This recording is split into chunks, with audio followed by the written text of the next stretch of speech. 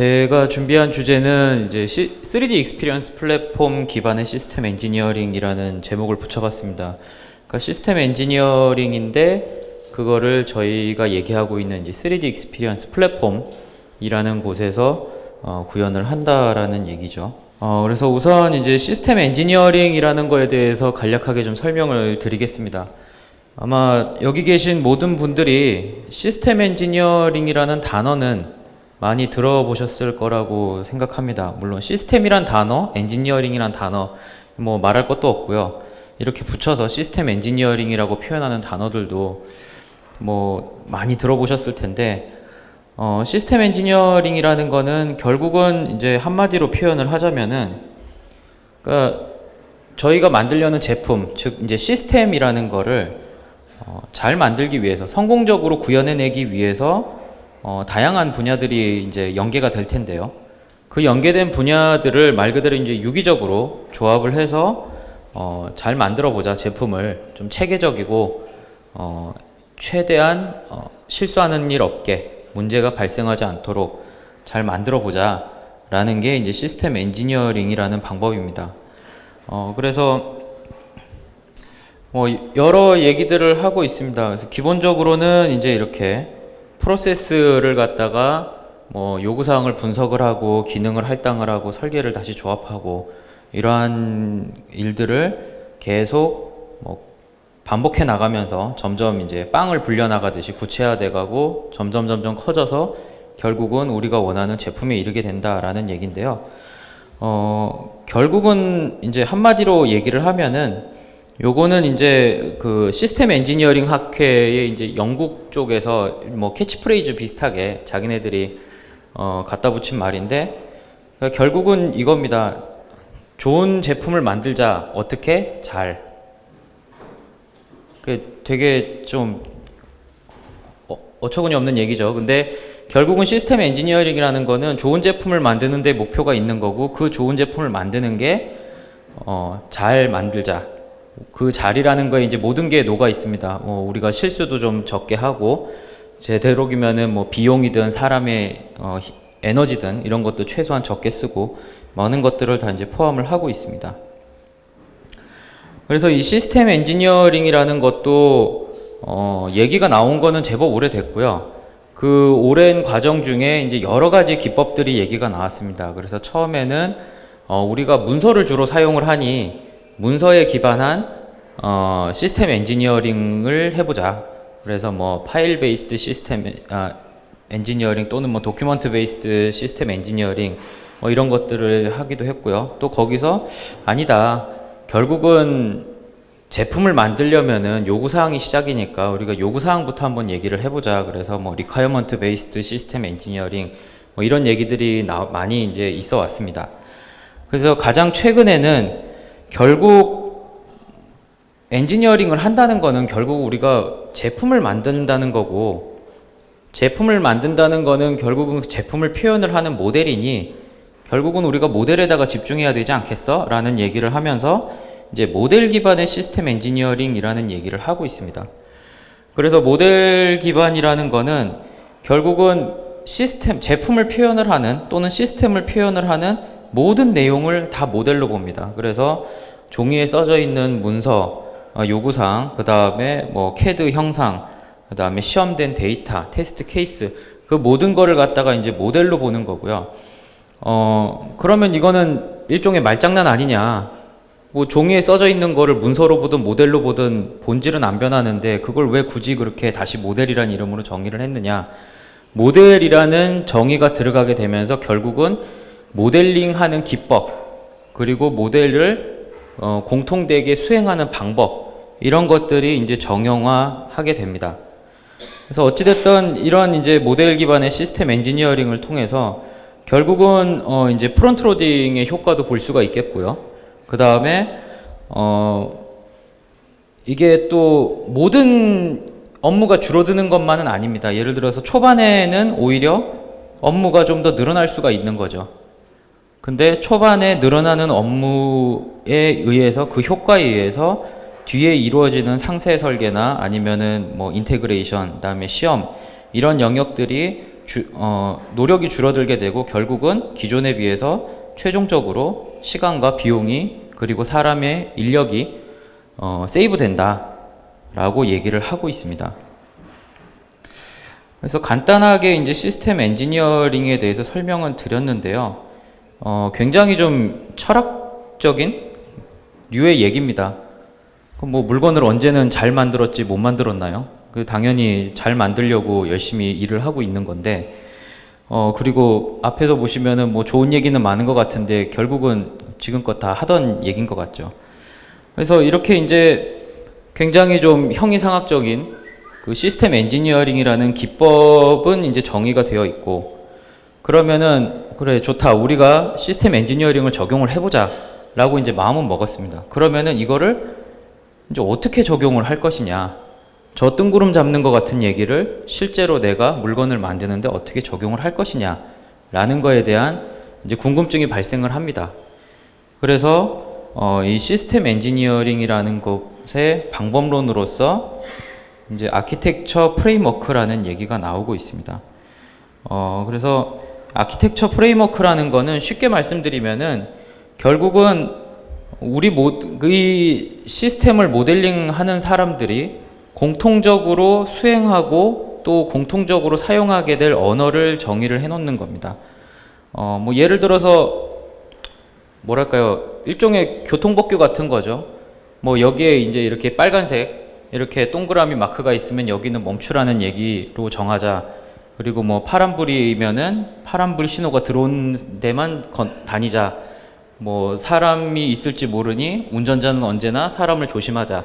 이런 식으로 결국은 엔지니어링을 수행하는 모든 사람들이 우리가 제품이라는 걸 표현을 할 때는 이렇게 표현을 하고 어떤 거는 하지 말고, 그리고 이 표현을 할 때는 이러저러한 방식으로 끼워 맞춰 놓아보자 라는 것들을 정의해 놓은 거를 이제 프레임워크, 아키텍처 프레임워크라고 얘기합니다.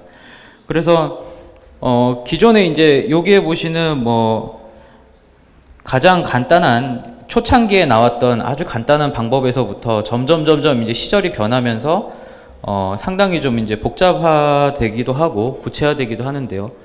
그리고 또 일반적인 이제 기업체, 저희가 흔히 얘기하는 엔터프라이즈, 전사적인 일반적인 업체에서 많이 사용하는 경우에는 이제 뭐 자크만 프레임워크라는 거를 많이 사용을 하고 있고, 그 다음에 군 쪽에서는 또 도다프라는 이 아키텍처 프레임워크라는 거를 이용을 해서 내용들을 표현을 하고 있습니다. 그래서 이 표현 기법에 대해서는 굉장히 많은 종류가 있고요.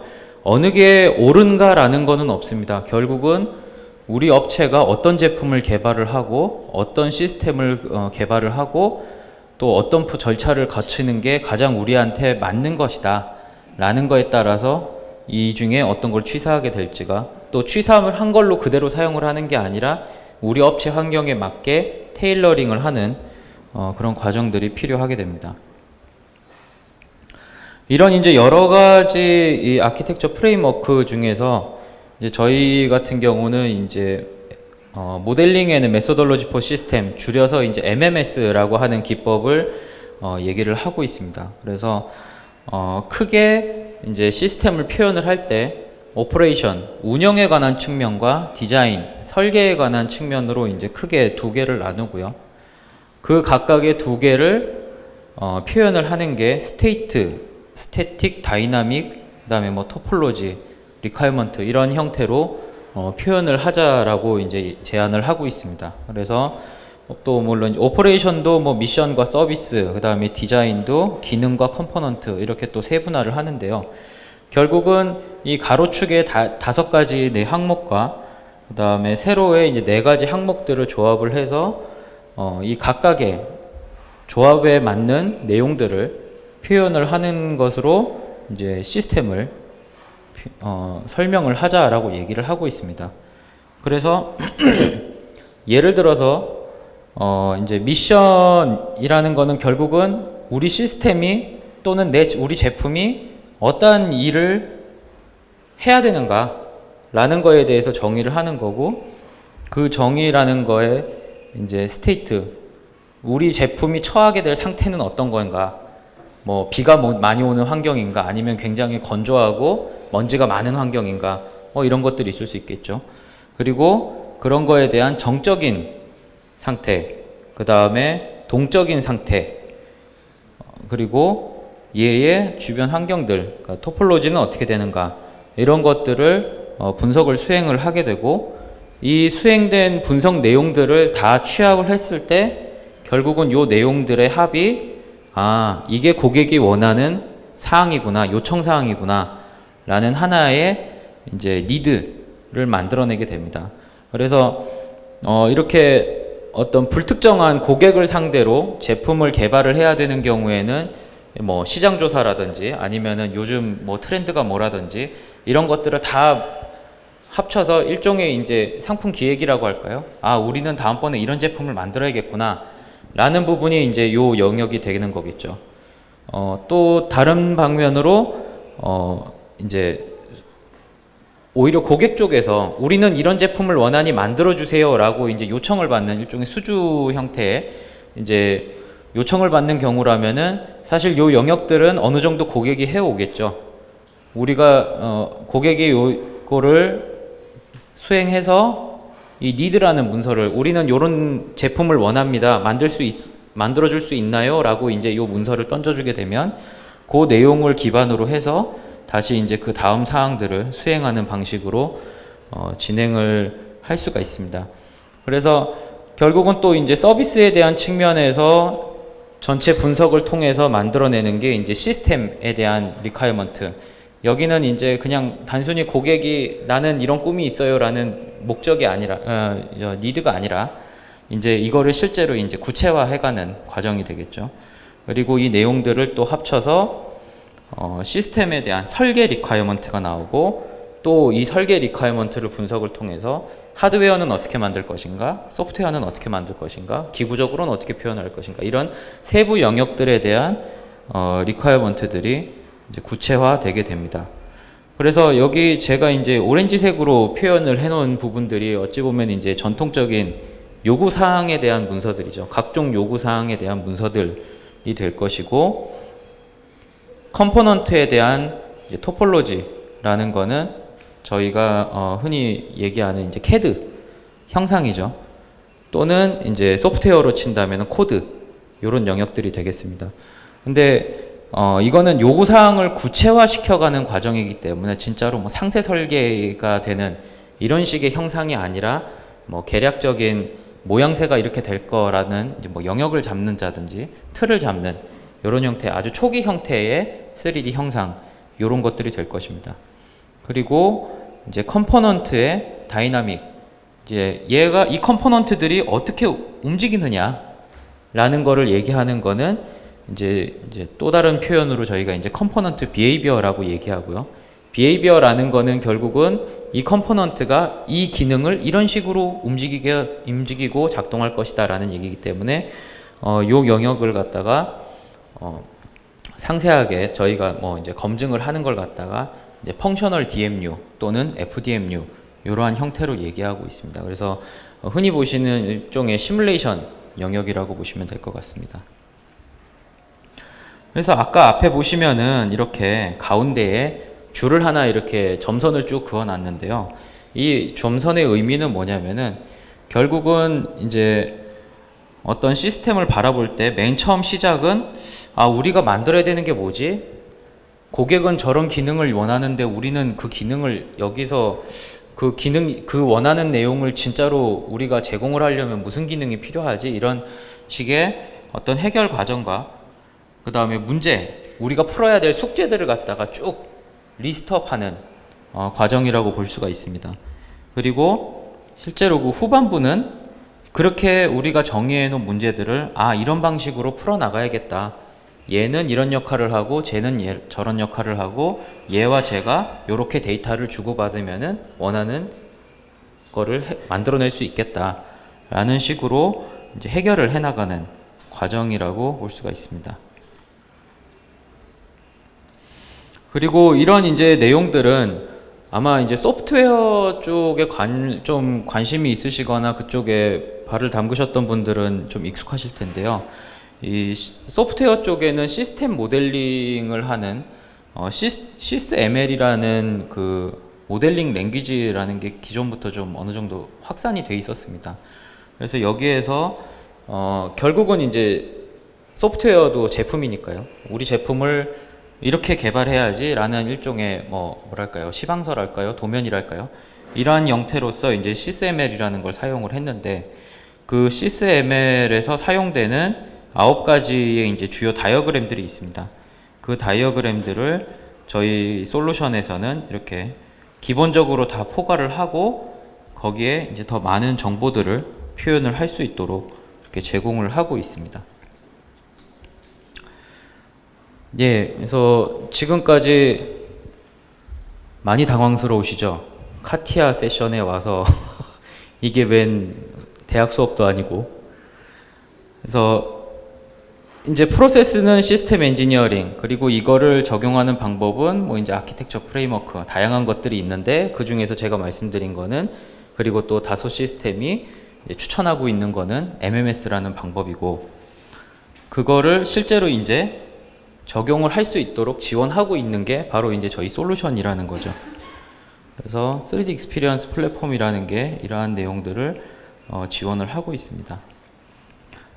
그래서 뭐 좋은 얘기들입니다. 그래서 다양한 그 앞에서 말했던 그런 내용들을 저희가 수행을 할 수 있도록 이제 플랫폼을 준비를 하고 있고, 거기에는 그거를 통해서 예를 들어서 엔지니어링 데이터를 갖다가 뭐 이제 좀 더 가시성을 제공한다고 하는, 그러니까 파악하기 쉽게 만든다던가, 그 다음에 추적 관계를 관리하고 생성할 수 있다던가, 그 다음에 팀 간의 어떤 협업 체계를 완성할 수 있도록 도와준다던가, 이런 다양한 내용들을 정의를 하고 있습니다. 그래서 아마 제 생각에 지금 여기 요 자동차가 주행하고 있는 것 같은 화면 이외에는 저게 카티아야? 라는 생각이 들 정도로 굉장히 이질적인 화면들일 겁니다. 물론 카티아만 있는 건 아닙니다. 왜냐면은 저희가 이제 3D 익스피리언스라는 걸로 모든 이제 기능들을 묶었기 때문에 여기에는 뭐 이제 카티아라는 브랜드에 속해 있는 애도 있고 아닌 애도 있지만, 결국은 이 모든 영역들이 이제 모여서 시스템 엔지니어링이라는 거를 지원을 하고 있고요. 그래서 이제 시스템을 표현을 하는, 아키텍팅을 한다라는 영역에 대해서 뭐 이제 리퀘어먼트 엔지니어링이라고 하는 요구공학 쪽 부분, 그 다음에 시스템의 아키텍팅, 그 다음에 그 중에서도 또 특히 전기전자 분야에 대해서 좀 더 세분화된 아키텍팅을 할 수 있는 기능들을 갖추고 있고, 또 아까 잠시 말씀드렸던 이제 펑셔널 DMU를 수행을 할 수 있도록 이제 시스템을 기능을 역학적으로 모델링하고 시뮬레이션을 할 수 있는 부분들을 또 제공을 하고 있습니다. 또 이런 모든 영역들과 앞서서 이제 보셨던 이런 CAD, 일반 CAD 영역들, 이런 모든 산출물들 간의 요구사항과 산출물들 간의 어떤 추적성을 파악을 하고, 또 그 내용들을 경우에 따라서 이제 보고서화 해야 되겠죠. 보고서를 생성을 할 수 있는 기능들로 이제 전부 갖춰주고 있습니다. 그래서 뒤에 내용들은 좀 간단하게만 설명을 드리겠습니다. 그래서 맨 처음에 이제 리퀘어먼트, 그러니까 요구사항 부분이죠. 요구사항들을 편집하고 저작하고 생산할 수 있도록 이제 지원을 하고 있는 영역이 하나 있고요. 그래서 뭐 제품 얘기를 뭐 말씀드리기는 좀 그렇습니다만, 어쨌든 굉장히 이제 시장에 절대적인 그 위치를 가지고 있는 요구사항 솔루션들이 있습니다. 근데 그런 솔루션들과의 차이점이라면은, 그쪽은 굉장히 이제 요구 공학에 대해서 아주 심도 깊게 들어가는 내용이라고 보시면 되고, 저희 같은 경우는 그 중에서 그러니까 요구사항을 생산하고 관리하는 이런 가장 이제 엔지니어들이 많이 사용을 하는 영역들의 어떤 뭐랄까요, 필요 최소한의 기능들만을 이제 담고 있고, 그래서 기존의 어떤 다른 솔루션들에 비해서는 좀 더 접근하기 쉽고 활용하기 쉽도록 그렇게 이제 구성이 되어 있습니다. 그래서 지금 보시는 화면이 이제 웹 기반에서 저희 3D 익스피리언스 플랫폼 안에서 요구사항을 뭐 편집을 하고 생산을 하고 또 만들어져 있는 요구사항에 대해서 리뷰를 하고 이러한 내용들을 보고 계십니다. 그리고 두 번째로 이제 시스템 아키텍팅을 하는 기능인데요. 보시는 것과 같이 다양한 형태의 시스템을 표현을 하는 기법들, 그리고 그 다이어그램들을 그릴 수 있는 기능들을 제공을 하고 있습니다. 그래서 아주 기본적인 기능들만을 요구를 할 때는 이제 여기 보시는 시스템 아키텍트라는 SAK라는 롤만을 이용을 하실 수가 있고요. 또 이거에서 더 디테일한 설계가 필요하다라고 했을 때는 이제 SVK라는 이제 익스텐션을 이용을 해서 아까 앞에서 보셨던 어떤 CSML의 타입의 표현법, 그 다음에 그 이외에 또 저희가 제공을 하는 여러 가지 기능들, 이런 것들을 이용을 해서 시스템을 표현을 하는 데 활용을 하실 수가 있습니다. 그리고 다음 부분으로는 이제 시스템을 아키텍팅 하는 부분 중에서도 이제 전기전자 영역에 대해서 특화되어 있는 부분이고요. 이 전기전자 아키텍팅을 하는 영역은 앞에서 보셨던 일반적인 시스템 아키텍팅 영역하고 연계가 되어 있습니다. 그래서 같이 연계돼서 시스템의 전기전자 부분을 좀 더 상세하게 아키텍팅 할 수 있는 기능을 갖추고 있습니다. 그리고 그 다음으로 이제 시스템을 모델링하고 시뮬레이션 하는 부분이 있는데요. 보시는 것과 같이 결국 시스템이라는 게 예를 들어서 뭐 전기, 자기, 열, 유체 이런 다양한 역학 도메인들이 모여가지고 작동을 하고 걔네들이 이제 상호작용을 하게 되는데, 그런 이제 다양한 도메인의 역학들, 그래서 그 역학들을 같이 엮어서 시뮬레이션을 수행을 할 수 있는 시스템 다물리 시스템 시뮬레이션을 수행할 수 있는 영역을 또 제공을 하고 있습니다. 그래서 여기에서는 이제 모델리카라고 하는 시스템 모델링의 표준 언어를 사용을 하고 있고요. 또 여기에서만 사용되는 게 아니라 흔히 이제 뭐 제어기 개발이나 이런 데 많이 사용되는 시뮬링크, 그 다음에 또 다른 여타 다양한 시뮬레이션 모델들을 같이 코시뮬레이션을 할 수 있는 펑셔널 모컵 인터페이스라는 표준이 있습니다. 이 인터페이스를 통해서 이제 다른 솔루션에서 생산한 모델도 같이 시뮬레이션을 수행을 할 수 있도록 하고 있습니다. 그리고 다음으로는 시스템 모델링을 하는 영역 중에서도 3D하고 이제 강하게 이제 연계성을 맺어 놓은 부분이 있는데요.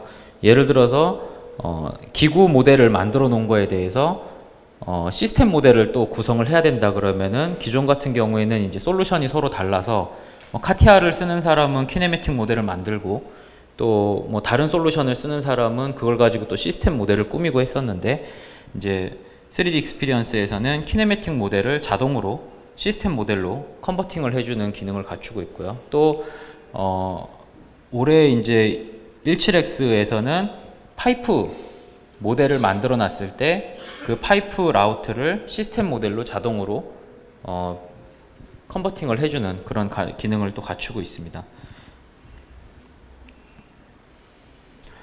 예, 다음으로는 이렇게 이제 만들어진 여러 내용들, 여기서 말하는 내용이라는 거는 단순히 3D 익스피리언스 안에만 있는 게 아닙니다. 외부에 또 다른 뭐 저장소라든지 시스템이 있을 수 있죠. 그런 여러 곳에 이제 산재되어 있는 산출물들 또는 요구사항들, 여러 문서들, 이런 것들 간의 추적 관계를 구성을 하고 파악을 하고 확인하고, 또 경우에 따라서는 리뷰를 하고, 이러한 역할들을 할 수 있는 기능을 갖추고 있습니다. 그래서 여기 같은 경우는 이제 웹화면으로 구성이 되어 있고요. 이렇게 이렇게 아키텍처 모델이라든지 아니면은 뭐 흔히 사용하시는 뭐 이제 시뮬링크 같은 모델이 있다라고 하면은, 그거에 이제 일종의 스냅샷을 만들어 가지고 그 솔루션이 없이도 그 내용이 어떻게 되어 있는지 이제 확인을 할 수 있도록 이렇게 표현을 해주고, 상호 간의 추적 관계나 연결 관계가 얼마나 구성이 되어 있는지 이런 것들을 확인할 수 있는 기능까지 갖추고 있습니다. 그리고 마지막으로는 이렇게 이제 모든 내용들을 문서화하기 위해서 이제 사용을 하는 레포트 제너레이션 기능이고요. 이 레포트 제너레이션은 일종의 이제 문서 템플릿을 넣어놓고 거기에 맞춰서 내가 지정한 내용들이 이제 문서의 형태로 출력될 수 있도록 해주는 역할을 하고 있습니다. 예, 그래서 이렇게 이제 여러 기능들을 엮어서 적용되고 있는 사례들이 여러 군데가 있는데요. 저희 시간 관계상 이 내용들을 다 보여드리기는 어려울 것 같고 간략하게 제가 하나씩 설명만 드리겠습니다. 그래서 여기 보시면은 맨 처음에 보시는 승강기 쪽 부분은 이제 다들 엘리베이터는 많이 사용을 하시죠. 몇 층에서 누가 누르면은 거기를 설까 말까 판단도 해야 되고요. 이렇게 이제 여러 가지 제어 기능들이 들어가는데 이런 것들에 대해서 이제 아키텍팅을 하고 모델링을 하는데 사용을 하기도 하고요. 그 다음에 두 번째 보시는 이제 탐색 구조 프로세스 같은 경우는 여기는 이제 제품이 아닙니다. 나토에서 흔히 영화에서 보시면 뭐 전투기 조종사가 뭐 적지에 떨어졌을 때 그걸 가서 이제 구조를 해오고 뭐 이런 게 있죠. 그런 식으로 이제 어떻게 하면은 그 조종사를 찾아서 그러니까 살려서 올 것인가 이런 것들에 대한 이제 프로세스를 모델링을 하는데 또 사용을 하고 있습니다. 그리고 자동차 영역에서는 이제 앞에 보셨던 동영상들이 다 이제 각각 다른 업체의 이제 사례들이었는데요. 그렇게 이제 시스템에 대한 시뮬레이션에 치중을 하는 부분도 있고 또 아키텍팅 하는 데 부분도 있고 경우에 따라서 또 뭐 업체 같은 경우에는 이제 무인 자동차 참고로 이제 소프트웨어 업체인데 이제 한참 자동차 쪽에 관심이 많은 업체들 있지 않습니까? 그쪽 중에 한 업체가 이제 또 이런 식으로 활용을 해가지고 자동차 쪽에 활용을 하고 있고요. 또 굴삭기 쪽이나 아니면은 무인 비행기 이런 쪽에 활용을 하고도 있고, 그 다음에 착륙 장치 쪽은 이제 또 시뮬레이션에 관련돼서 적용을 하는 부분도 있습니다. 예, 그래서 사실은 이게 30분 안에 말씀을 드리기가 굉장히 큰 내용이어서 제 나름대로 줄여서 이제 설명을 드렸는데요. 예, 내용이 부족하긴 했습니다만은 혹시나 또 관심이 있거나 더 자세한 설명이 필요로 하실 때는 저희에게 연락을 주시면은 기회를 주시면은 저희가 가서 이제 더 상세한 내용으로 소개를 드리는 시간이 있을 것 같고요. 우선 예, 혹시 질문 있으시면은 주시면 감사하겠습니다. 예, 그러면은 여기서 마치도록 하겠습니다. 감사합니다.